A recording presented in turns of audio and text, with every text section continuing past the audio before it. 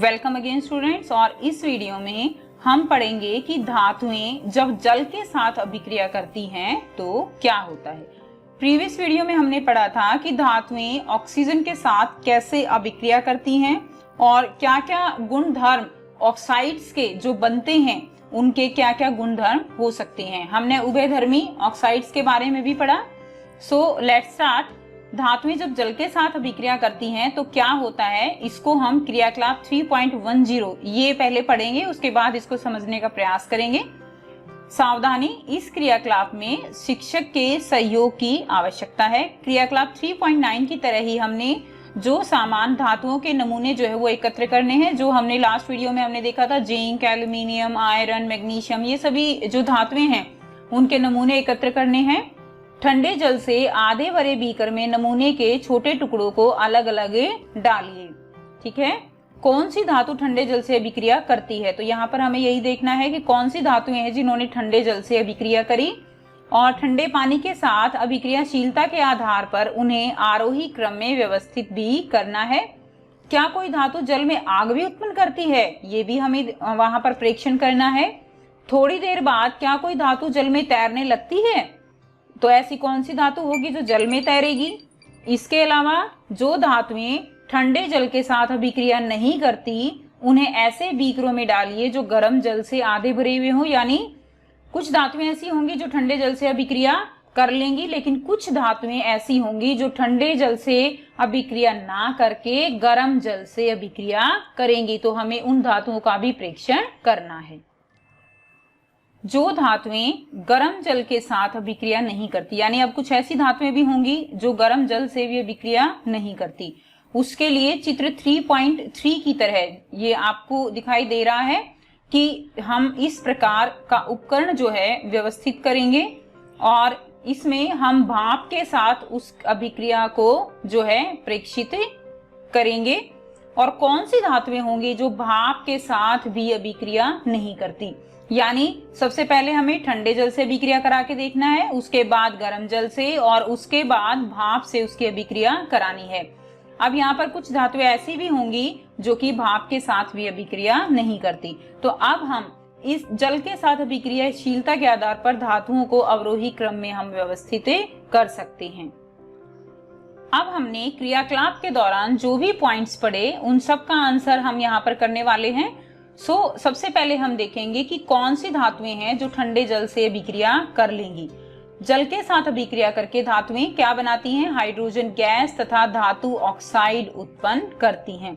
General reaction क्या होगी, धातुएं जल के साथ अभिक्रिया करके क्या बनाएंगी, धातु ऑक्साइड और हाइड्रोजन गैस जो है यहाँ से निकल जाएगी। जो धातु ऑक्साइड जल में घुलनशील हैं, जल में घुलकर क्या बनाएंगे, धातु हाइड्रोक्साइड्स जो है वो प्रदान करेंगे, लेकिन सभी धातुएं जल के साथ अभिक्रिया नहीं करती हैं।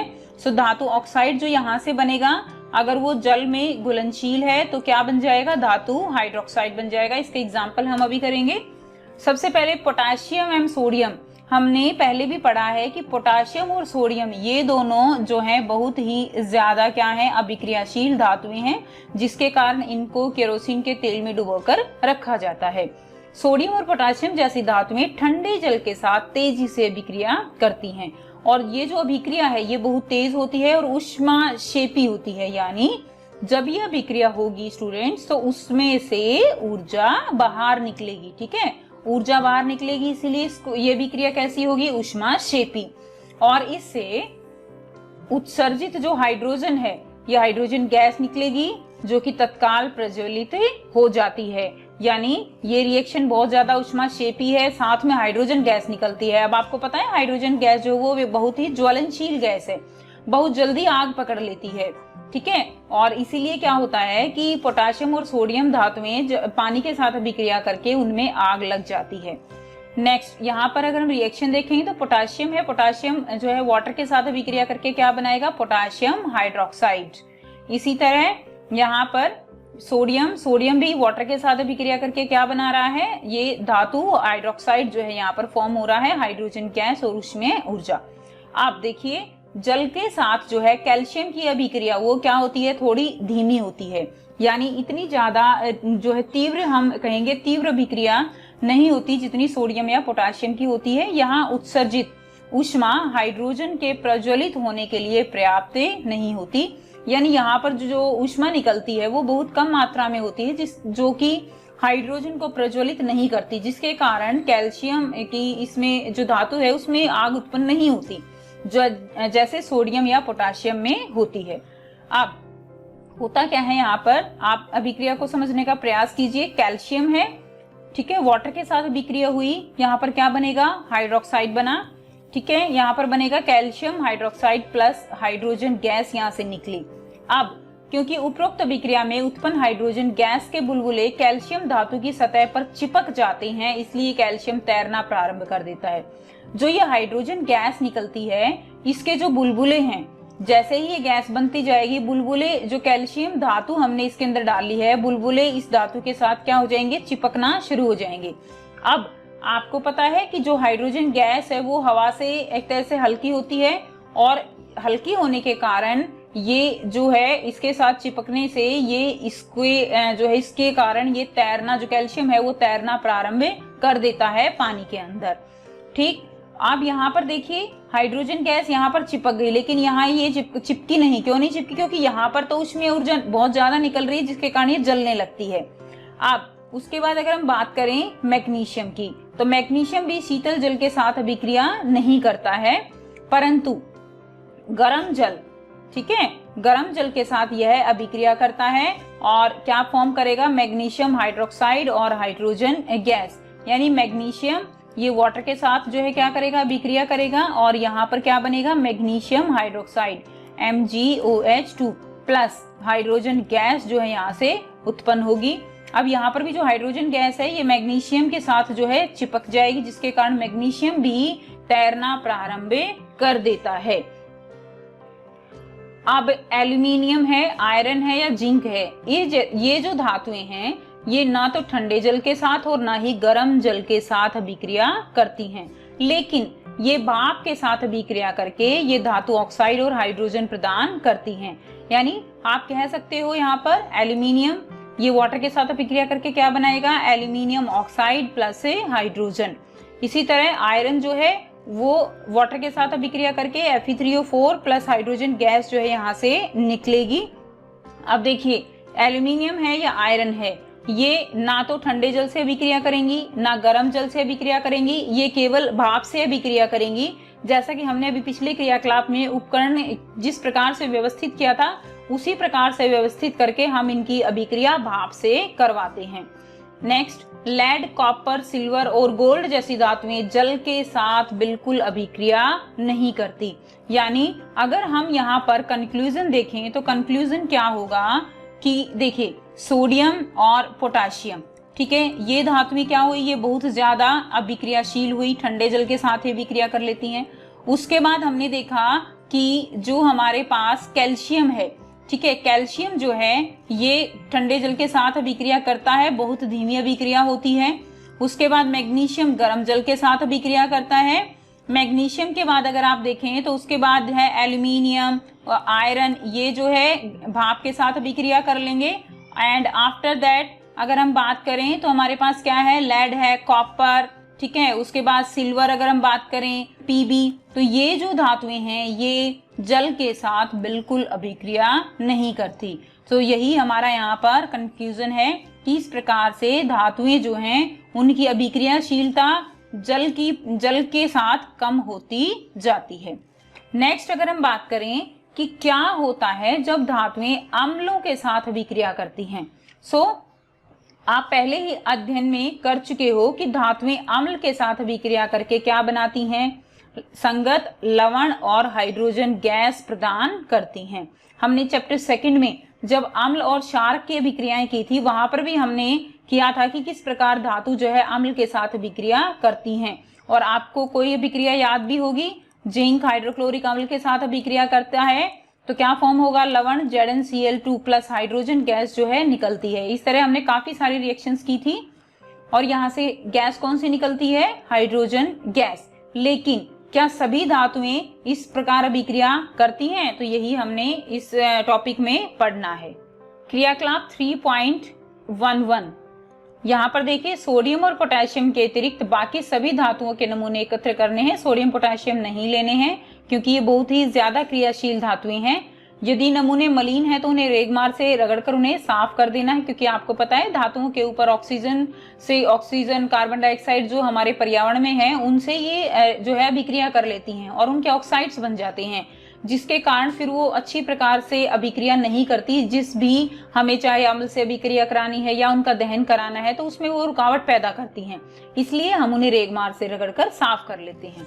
सावधानी क्या है यहाँ पर, सोडियम और पोटेशियम को नहीं लीजिए क्योंकि वे ठंडे जल के साथ भी तेजी से अभिक्रिया करती हैं, तो फिर वो जो अम्ल है उनके साथ तो बहुत ही ज्यादा यहाँ पर आप कह सकते हो कि बहुत तीव्र अभिक्रिया यहाँ पर होगी। नमूनों को अलग अलग तनु हाइड्रोक्लोरिक अम्ल युक्त परखनलियों में डालना है। थर्मामीटर को परखनलियों में इस प्रकार लटका दें कि उसका बल्ब अम्ल में डूब जाए। ठीक है, बुलबुले बनने की दर का सावधानी पूर्वक प्रेक्षण करना है, यानी आपको प्रेक्षण करना है कि किस प्रकार जो अभिक्रिया हो रही है, कौन सी धातुएं तनु हाइड्रोक्लोरिक अम्ल के साथ तेजी से अभिक्रिया करती हैं, आपने किस धातु के साथ सबसे अधिक तापमान रिकॉर्ड किया। तो ये सारे प्रेक्षण जो है आप कर सकते हो। तनु अम्ल के साथ अभिक्रियाशीलता के आधार पर धातुओं को अवरोही क्रम में व्यवस्थित कीजिए। तो ये सब जो है हम देखेंगे कि कौन सी धातुएं कौन से अम्ल से अभिक्रिया करती हैं, कौन से अम्ल से अभिक्रिया नहीं करती। तनु हाइड्रोक्लोरिक अम्ल के साथ मैग्नीशियम, एल्यूमिनियम, जिंक तथा आयरन की अभिक्रियाओं के लिए समीकरण लिखिए। यहाँ पर जब हम अलग अलग प्रणालियों में हाइड्रोक्लोरिक अम्ल लेकर और उसमें धातुओं की अभिक्रिया कराएंगे तो हम धातुओं के नमूने यहाँ पर जो ले रहे हैं वो मैग्नीशियम, एल्यूमिनियम, जिंक तथा आयरन, इन्हीं के लिए हमें समीकरण लिखना है।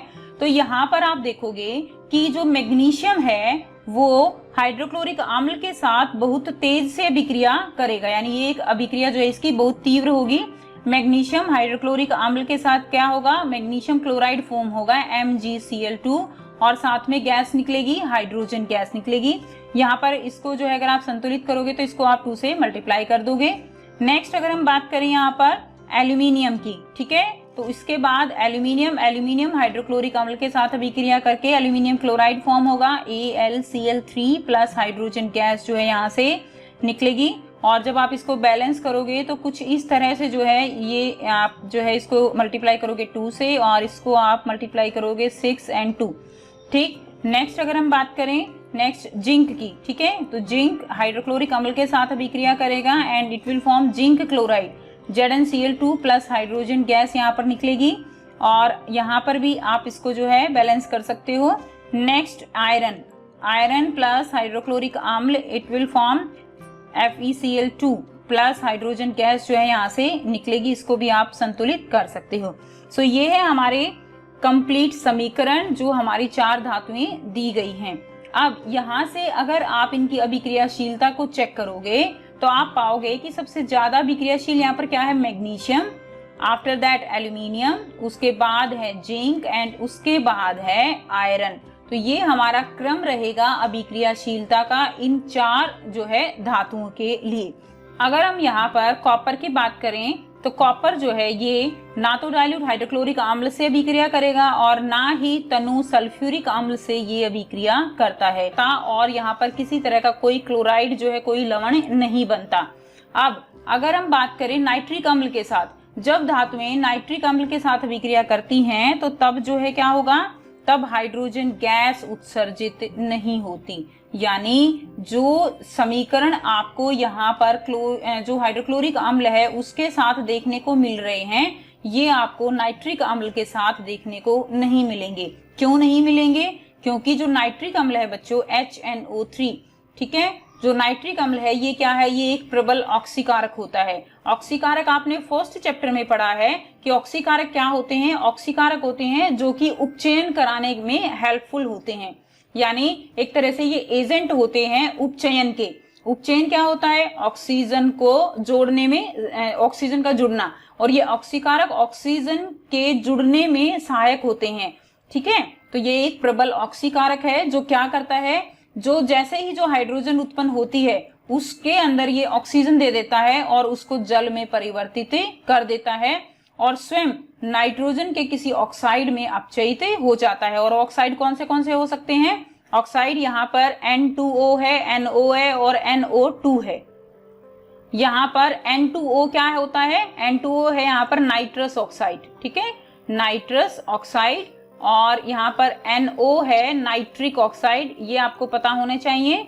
नाइट्रिक ऑक्साइड को हम क्या बोलते हैं, NO। एंड NO2 यहाँ पर क्या है, nitrogen dioxide, nitrogen dioxide. So आपको ये याद हो गए होंगे, nitrous oxide, nitric oxide and nitrogen dioxide. इसमें ये खुद जो है अपचयित हो जाता है, दूसरे को का उपचयन कर देगा, हाइड्रोजन का उपचयन कर देगा और खुद जो है क्या हो जाएगा, अपचयित हो जाएगा।